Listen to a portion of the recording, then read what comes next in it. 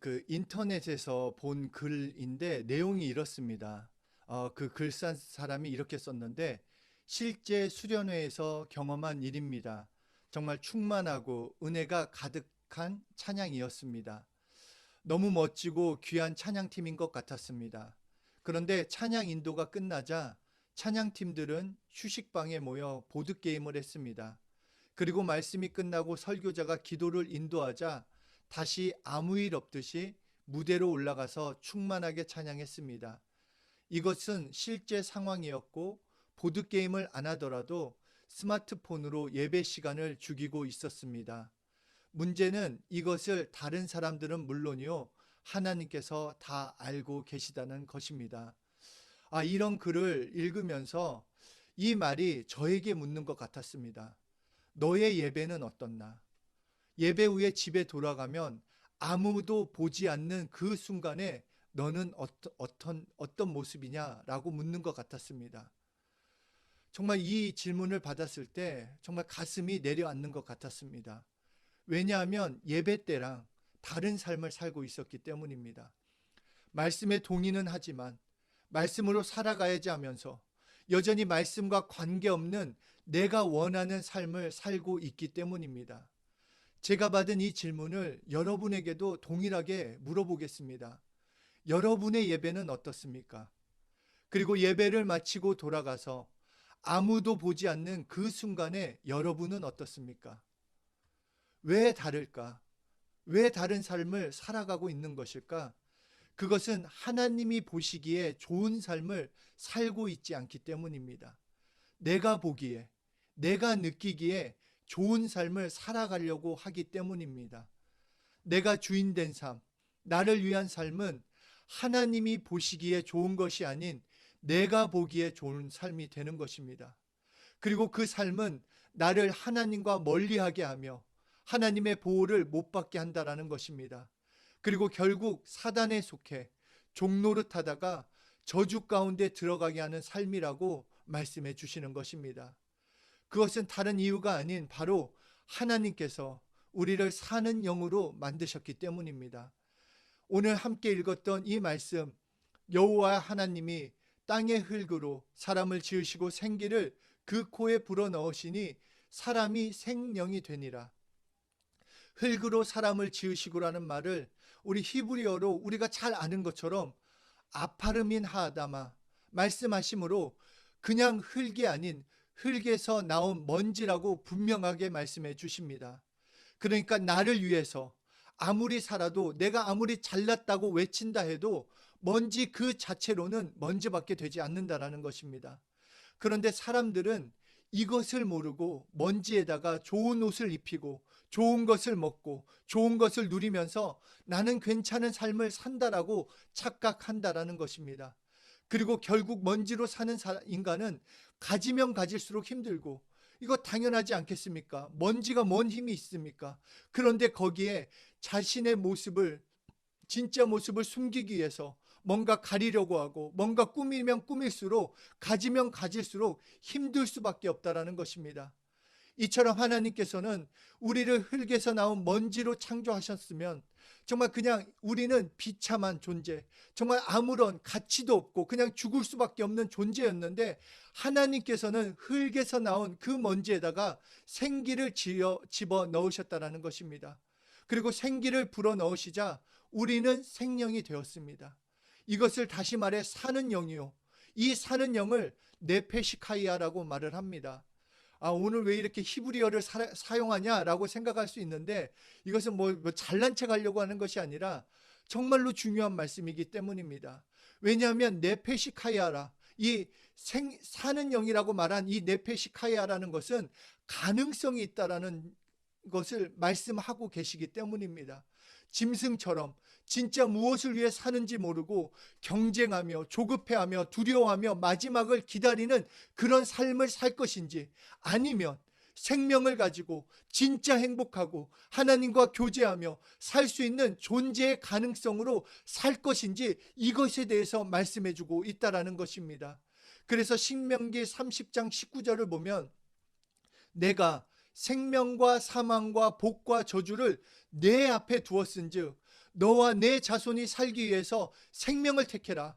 생명을 택하고 내 하나님 여호와를 사랑하고 그 말씀을 순종하라고 말씀하고 있습니다. 인간은 하나님의 말씀을 받아 넣으면, 받아 먹으면 하나님이 보실 때 생명으로 보신다라는 것입니다. 내가 볼 때가 아니라 하나님이 보실 때, 그러니까 하나님의 말씀을 그냥 거부하고 하나님의 말씀에 무관심하고 하나님의 말씀에 관심 없이 산다면 단순히 말해서 티끌이지만 네페시카야가 된 인간은 그냥 거부하는 것이 아니라 다른 것으로 채우게 되어 있다라는 것입니다. 하나님의 말씀을 채우지 않으면 결국 자기의 지식이나 그렇지 않으면 사단의 생각을 집어넣어서 결국 누구의 종이 되느냐? 사단의 종이 된다라고 말씀하고 있습니다. 그러므로 내 속에 하나님의 말씀이 있느냐? 아니면 사단의 생각이 들어와 있느냐? 세상 것들로 가득 채우고 있느냐? 하는 것으로 갈라져 버리고 만다라고 말씀하는 것입니다. 하나님은 내가 어떻게 생겼느냐, 어떤 환경이냐, 그것을 보시는 것이 아니라 먼저 내 속에 무엇이 들어와 있느냐를 보고 계시다라고 말씀하고 있습니다. 그렇기에 하나님이 보시기에 좋은 삶, 내가 보기에 내가 원하는 삶이 아닌 하나님이 보시기에 좋은 삶, 사는 영, 네페시카이아로 진짜 생명 있는 삶을 사는 자, 어떤 삶을 살아야 하는가? 첫째로 하나님의 말씀으로 살아야 하는 것입니다. 마태복음 4장 4절에 사람이 떡으로만 살 것이 아니요 하나님의 입에서 나오는 말씀으로 살 것이니라. 즉 육신이 밥을 물을 필요하듯 우리 영혼은 하나님의 말씀이 필요한 존재라는 것입니다. 그러므로 우리 영혼에 하나님의 말씀을 채우고 또 채우며 살라라고 말씀하는 것입니다. 그래야 살 수 있다. 말씀은 선택이 아니라 필수라고 말씀하시는 것입니다.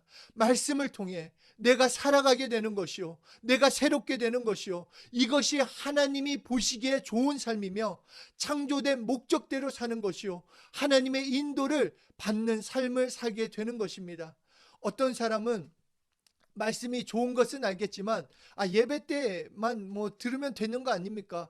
꼭 성경 공부까지 해야 합니까? 그리고 저번에 들은 말씀인데 이번에는 스킵해도 되지 않겠습니까? 라고 물어보는 사람이 있는데, 그것은 하나님의 말씀으로 살기 위해서 우리가 그 말씀을 듣는 것입니다. 어떤 시간을 때우기 위해서, 그냥 내가 크리스찬이 된 것을 보여주기 위해서 예배드리고 성경 공부하는 것이 아니라 하나님의 말씀으로 사는 존재로 나를 만드셨기 때문에 내 영혼에 하나님의 말씀을 채우고 또 채워서 하나님의 말씀으로 사는 그 살기 위해서 나는 그 말씀을 받아들인다라는 것입니다.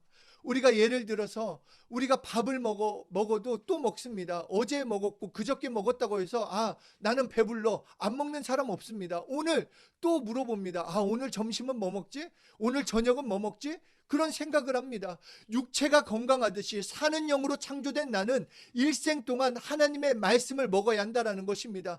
내가 10여 년 동안, 20여 년 동안, 30년, 40년, 50여 년 동안 밥을 실컷 먹었으니까 이제부터 평생 나는 금식하겠어 라고 한다면 이건 말도 안 되는 소리, 무슨 이상한 얘기를 하냐고 할 것입니다.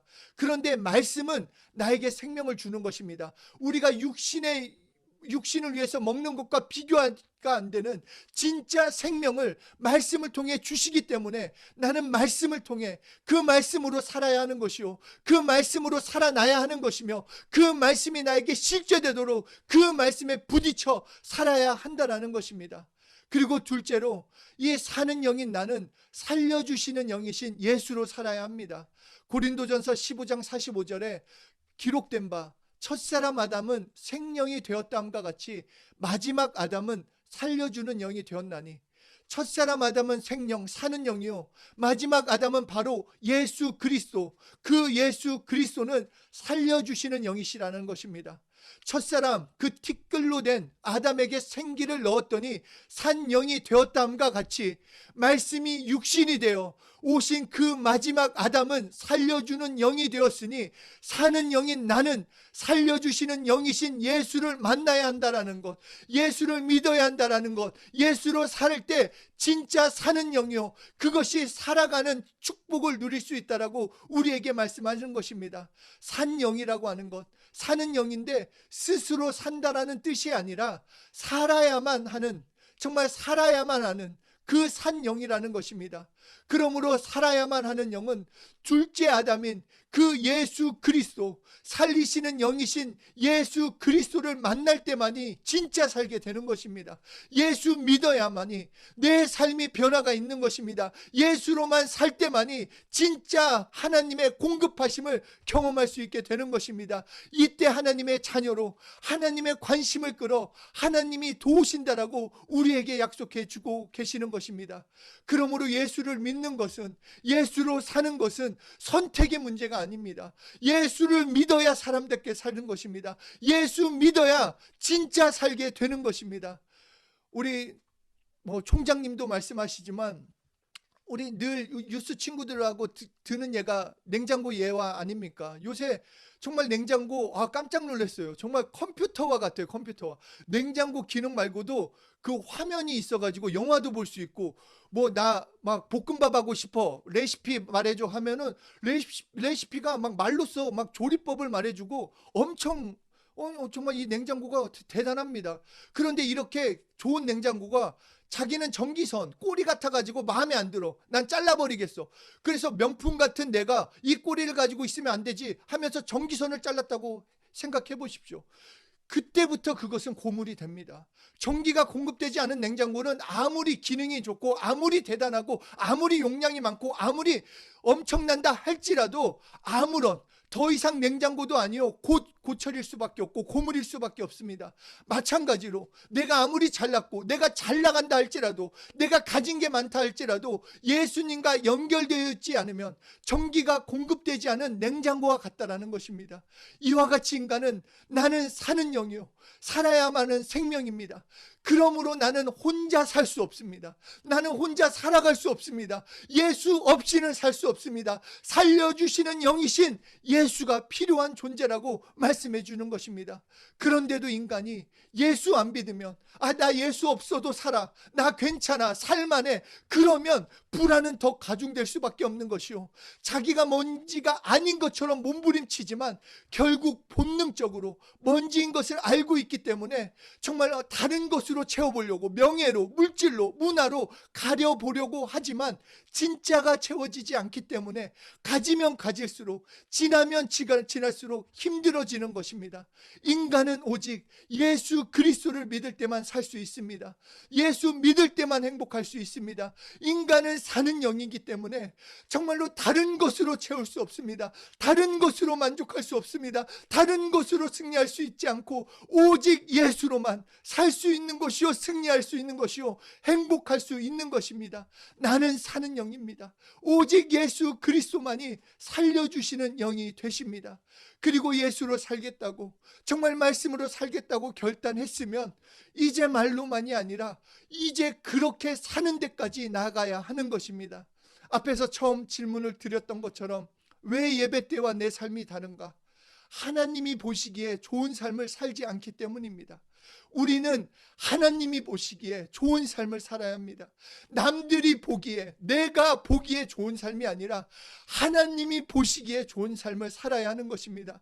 한 발만 내디디면, 한 발만 더 순종하면, 복음에 더 헌신하면 하나님의 축복과 능력을 경험할 수 있는데, 믿음의 한 걸음만 더 내디디면 하나님의 역사하심을 실제로 내 것으로 만들고 내 삶이 변화될 것인데, 그 한 걸음을 내딛지 못한다라는 것입니다. 내가 사는 영임을 알고 살려주시는 영이신 예수님으로 살면 되는데, 말씀으로 채우고 순종하면 이미 이뤄놓으신 승리와 축복이 내 것인데, 우리 오늘 말씀 얼마나 많이 들었습니까? 사실 진짜 많이 들었지 않습니까? 저도 이 말씀을 들은 것만 해도 한 100번에서 200번 사이가 될 겁니다.